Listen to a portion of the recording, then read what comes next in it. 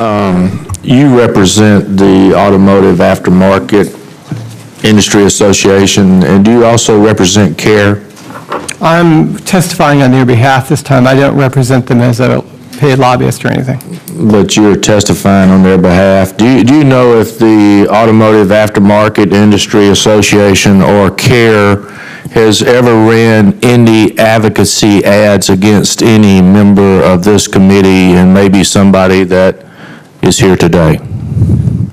From AAI has never done that. I couldn't speak for any other group. You cannot speak for any of those other ads? Okay. We are under oath today, right? No. Okay.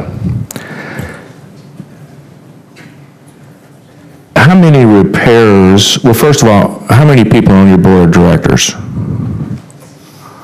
I think we have 30, 35. I can't remember the exact number. It's a fairly large board. How many of those are in the automotive repair business or are repairers? On the board, we have one representative that's a repair shop, and then we have a separate division that just represents repair shops. But on your board of directors, I'm asking just your board of directors? Just one. Just one? Yeah. Out of 35? Yeah, we have distributors, manufacturers, reps. We have all different aspects of the industry. We're very vertically integrated. But this is called right to repair bill that you're interested in. You've only got one repair on a board of 35. Is that correct? Right, but they also represent a division that has I know, but I'm just talking about your board of directors. of repair shops. How many independent repairers have ever been chairman of your board? I don't believe we've been probably, I don't remember having one. Do you know of any that you can recall? Like I said, I don't think we have had one.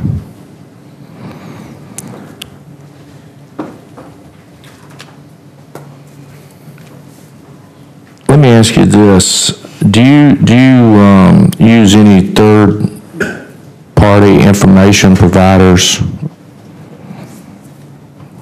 Or do you know if that one repairer has ever brought it up at a board meeting that they use any third-party information providers?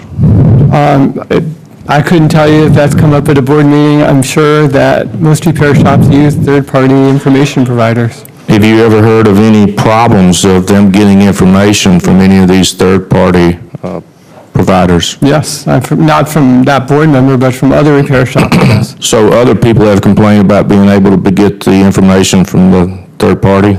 Yeah, that they said the information might be missing, and they've faxed them and found out that that information wasn't available from the OE, so it couldn't be provided to them. Do you know if any of your members of your organization actually own the third-party information providers? On our board of directors? No, anybody belongs to your group. Oh, to our membership? Uh-huh.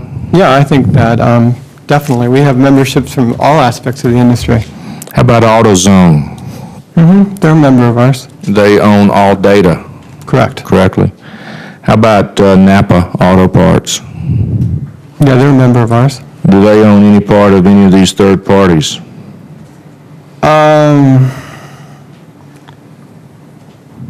I'm sorry, I can't remember. They do. Okay. They do. Let me ask you this. Have they ever told you that any of these cannot obtain information to repair vehicles? They said they've all run into, the independent third parties have all run into problems obtaining information at one time or the other. Well, do you realize that these aftermarket providers, these information providers, tell repairers that they can get them the information that they need to repair the vehicles? In a lot of cases, they do. I mean, they provide a very cost-effective way for repair shops to get information. If they were to rely on simply purchasing information from the OEs, it would be way over their price level to try to compete. So, yeah, they do provide a very cost-effective solution for independent repair shops. For most? Probably. I mean, Almost all of them, yeah. But if I understand correctly, there was a third-party group set up to handle something where they couldn't get this information, and now the 500 million repairs, only 100 people complained to that group. Is that, you think that number is correct?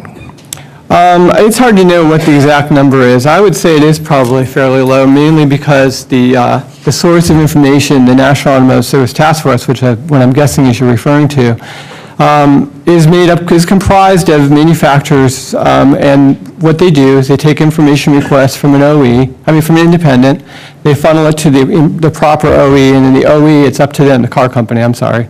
It's up to the car company to respond to that independent repair shop.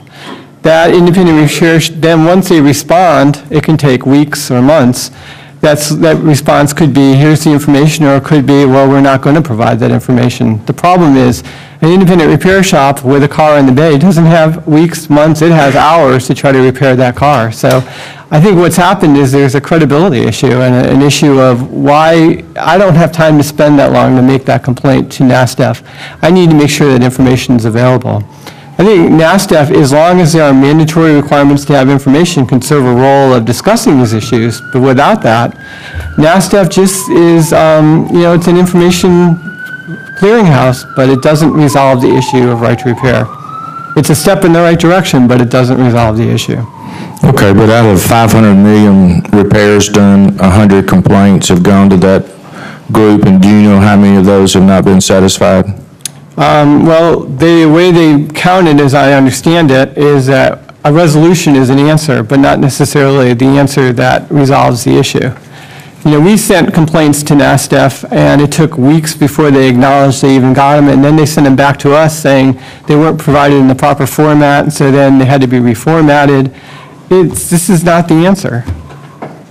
This is a group, these are companies that are small businesses that operate in a very tight time frame. If you bring your car and you get it repaired, you want it back the next day. You don't want to wait to have it repaired. I understand. No, I completely understand that. But I had that iPod that I hadn't got repaired yet. It's a concern to me. If you find a place to get iPods repaired, let me know. I will, brother. Now, let me ask you this. Do you know of any, because I've asked my staff to look into this, because I think this is important, and it's something that I looked into, although I don't serve on the Energy and Commerce Committee.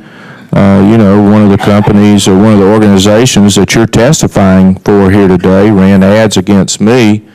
And I was hoping that you knew about it because I wanted to get some clarification on some of them. But do you know, you do represent the parts distributor, so correct? Mm-hmm. Is that correct? That's correct. Has any part distributor filed a complaint with the NASTF about not being able to get any information that you are aware of?